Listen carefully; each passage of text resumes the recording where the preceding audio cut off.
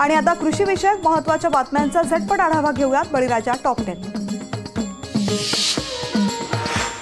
झेंडू फुलावर पडलेला रोग आणि फुलांना मार्केटमध्ये मिळत असलेला कवडीमोल भाव या सगळ्याला वैतागून अखेर शेतकऱ्यांना झेंडूच्या फुलावरती रोटावेटर फिरवलाय.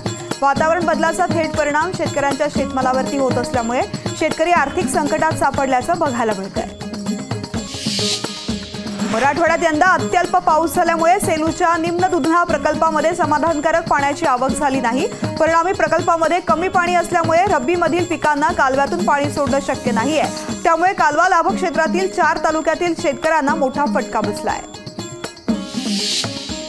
लातूरमध्ये स्वतंत्र भारत पक्षाकडून आंदोलन करण्यात आलं. सरकारच्या धोरणांमुळे शेतीमालाचे भाव पडल्याचा आरोप शेतकऱ्यांसह स्वतंत्र भारत पक्षानं केलाय. अशा परिस्थितीमध्ये शेतकरी कर्ज भरू शकत नाही. त्यामुळे सरकारने कर्जमुक्ती द्यावी अशी मागणी स्वतंत्र भारत पक्षानं केली आहे.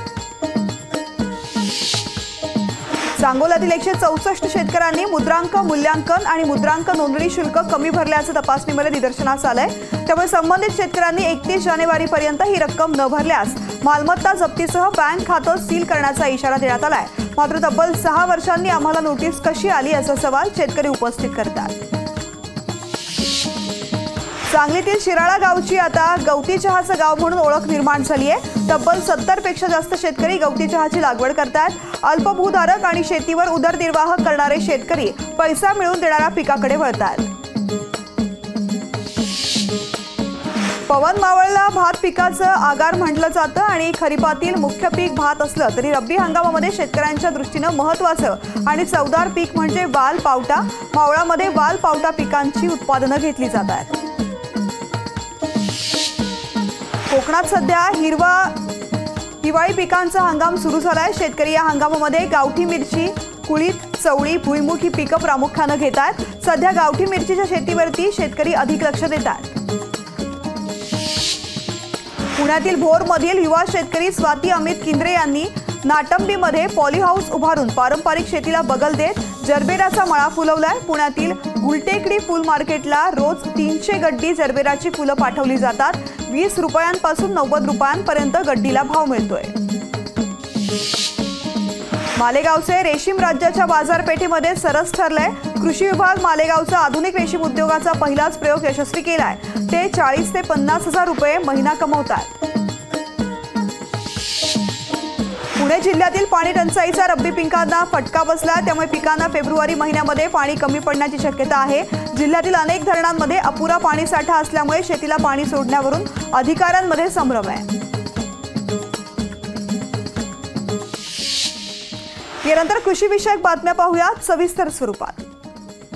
सांगलीमधील शिराळा गावची आता गवती चहाचं गाव म्हणून ओळख निर्माण झाली आहे. तब्बल 70 पेक्षा जास्त शेतकरी गवती चहाची लागवड करतात. अल्पभूधारक आणि शेतीवर उदरनिर्वाह करणारे शेतकरी पैसा मिळवून देणाऱ्या पिकाकडे वळतात. नवनवीन प्रयोग करताना दिसून येत आहेत. अलीकडच्या काही वर्षांमध्ये वातावरणातील बदल आणि पावसामुळे शेतकरी आर्थिक संकटात सापडलाय. मात्र शिराळामधील शेतकरी आता गवती चहाची शेती करून चांगलं उत्पन्न घेतात. पूर्वी आम्ही ऊस शेती करायची.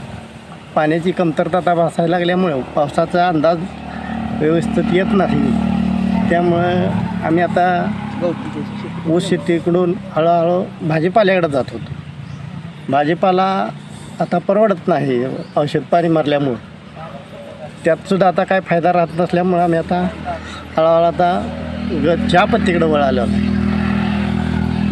आता चहापत्तीला मार्केट मिळतं का? चहापत्तीला 20-25 रुपये मार्केट असून जरा खर्च कमी होतोय त्याला.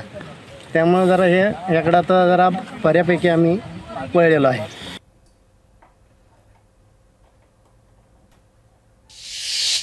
पवन मावळला भात पिकाचं आगार म्हटलं जातं. खरीपातील मुख्य पीक भात असलं तरी रब्बी हंगामामध्ये शेतकऱ्यांच्या दृष्टीनं महत्त्वाचं आणि चवदार पीक म्हणजे वाल आणि पावटा. भात पिकानंतर शेतकरी खाण्यासाठी भाजी म्हणून वालपीक शेतीच्या बांधावरती लावतात. या भाजी पिकाला कसलंही रासायनिक खत दिलं जात नाही. त्यामुळे अलीकडच्या काळामध्ये वाल भाजीला वेगळी चव मिळते. त्यामुळे सर्व शेतकऱ्यांच्या घरामध्ये हे वाल भाजी पीक असतं. पुणे शिवाजी मार्केटमध्ये वाल भाजीला चांगला बाजारभाव मिळतोय. पाऊस काळामध्ये लावलं ना गणपतीच्या अगोदर तर ते ह्या संक्रांतीच्या अगोदर आपल्याला तोडा येतात. त्याची 4 महिने आम्हाला भाजीच दुसरीकडे काही बघायला भेटत नाही. म्हणजे वालाच्या आमटीशिवाय दुसरी भाजीच नाही काय त्याच्यावरती. ह्याची एकदम मस्त गावरान चव आहे आपली खायला. पाऊस पडल्यानंतर नुकसान होणार ना. आता यंदा जरा पावसाने थोडं साथ दिली म्हणून हे वाल पण चांगले आले, नाहीतर काही राहत नाही वालाचे. पण तिरमुडं वगैरे पडतात, रोग येतो किंवा खातात खेकडं वगैरे, असं पाऊस खायला लय त्रास देतात ना. याला कोल्हापुराकडे वरणा म्हणतात, पण आमच्या इथं वाल म्हणतात. आणि हा थंडीमध्ये आमच्याकडे घरात सकाळ संध्याकाळ ह्याची आमटी, दुसरी भाजी करायची गरज पडत नाही आम्हाला.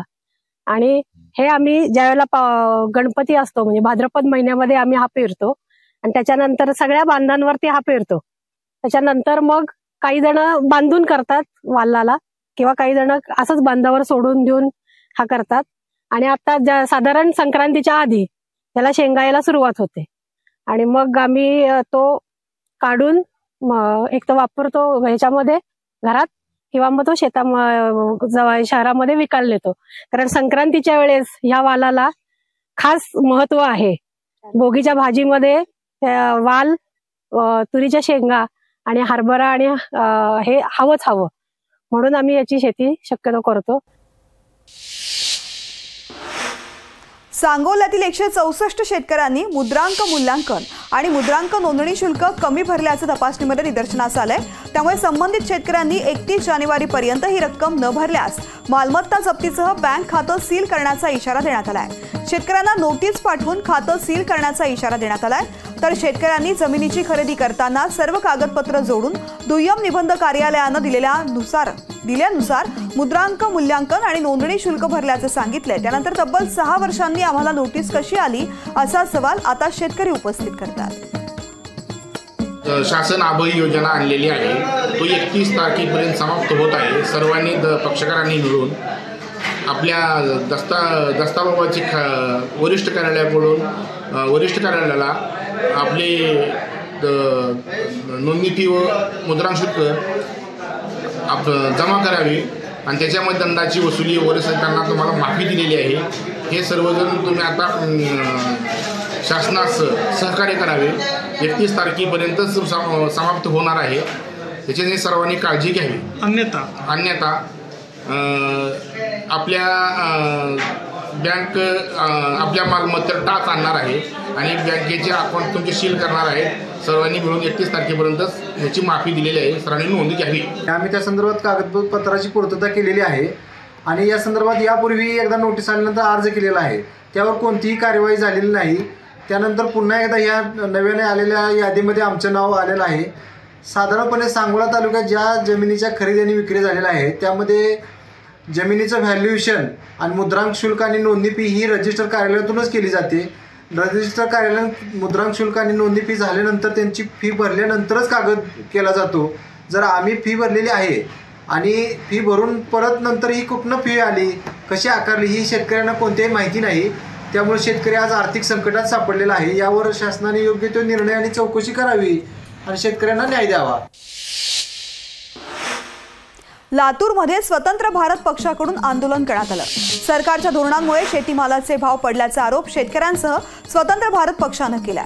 अशा परिस्थितीमध्ये शेतकरी कर्ज भरू शकत नाहीत, त्यामुळे सरकारने कर्जमुक्ती द्यावी अशी मागणी स्वतंत्र भारत पक्षानं केली आहे. मागणी मान्य न झाल्यास नेत्यांना गावबंदी करून आंदोलन करण्याचा इशारा देण्यात आला आहे. आज लातूरच्या जिल्हा कलेक्टर कचेरीवर मी स्वतंत्र भारत पक्षाची महाराष्ट्राचे अध्यक्ष म्हणून इथं आलेले आहे आणि प्रत्येक जिल्ह्यात हे आंदोलन करण्याचं कारण असं आहे की सरकारच्या चुकीच्या धोरणामुळे शेतीमालाचे भाव पडले. सरकारने अनावश्यक आयाती केलेल्या आहे, त्याच्यामुळे कुठल्या शेतीमालाला भाव नाही आणि जे मुख्य पिकं आहेत त्या सगळ्यांवर निर्यात बंदी आहे. त्याच्यामुळे शेतकरी कर्ज भरू शकत नाही. त्याच्यामुळे सरकारने शेतकऱ्यांना संपूर्ण कर्जमुक्ती द्यायला पाहिजे.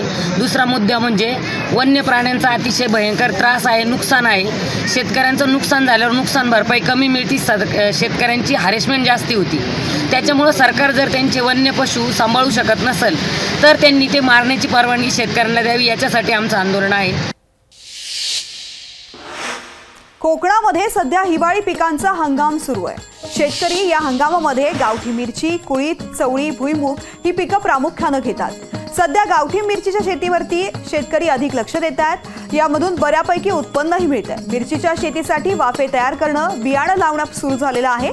कोकणातील गावठी मिरचीला चांगला बाजारभाव असून स्थानिक मसाला उत्पादक कंपनी या गावठी मिरचीची विकत घेतात. सर्वसाधारणपणे मिरची पीक हे लावणीच्या पूर्वी 1 महिना अगोदर त्यांची रोपं तयार करावी लागतात. त्यानंतर त्याची लावणी केली जाते. यावर्षी एक साधारणतः 400 रुपये किलोने हा गावठी मिरचीचा दर आहे बाजारपेठेमध्ये. त्याचप्रमाणे कुळीद आणि चवळी आणि मका, ही जी मका सर्वसाधारण जास्तीत जास्त वैरणीसाठी, दूध दुभत्या जनावरांसाठी केला जातो आताच्या या सीझनला. आत्ता मार्केट रेट गावठी मिरचीला एक साधारण 400 रुपये आहे. त्याचबरोबर कुळीद 100 रुपये पायली आमच्याकडे, साधारण 3 किलोला एक पायली येते. त्याच्यात 100 रुपये पायलीने आमच्याकडे दर आहे. त्याचबरोबर चवळीला देखील एक 100 रुपये किलो असा दर मिळतो. पुण्यातील भोरमधील युवा शेतकरी स्वाती अमित किंद्रे यांनी नाटंबीमध्ये पॉलीहाऊस उभारून पारंपरिक शेतीला बगल देत जरबेराचा मळा फुलवला. या शेतीमधून त्या दररोज चांगलं उत्पन्न घेतात. पुण्यातील गुलटेकडी फुल मार्केटला रोज 300 गड्डी जरबेराची फुलं पाठवली जातात. 20 रुपयांपासून 90 रुपयांपर्यंत गड्डीला भाव मिळतो.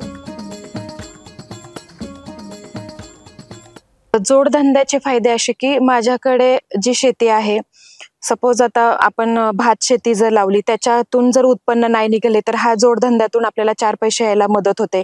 तर माझं तरुण पिढीला हेच सांगणं आहे की आपण आधुनिक शेतीकडे वळालं पाहिजे. जर आर्थिकदृष्ट्या जर शेतकरी सक्षम असेल तर बऱ्याच काही गोष्टींचा विचार करू शकतो शेतकरी, हे मी सांगू शकते. हे सगळं शिकत असताना शेतीतून एकच मला म्हणजे समजतं की बऱ्याच काही गरजा आपल्याला पूर्ण करता येतात. जशी नोकरी एका ठिकाणीच मर्यादा ठेवते, तसंच बिझनेसमध्ये किंवा शेतीमध्ये म्हणजे व्यवसायामध्ये बऱ्याच काही गोष्टींची आपल्याला उलाढाल करता येते. लोकशाही मराठी ऐका, पहा, जागरूक रहा.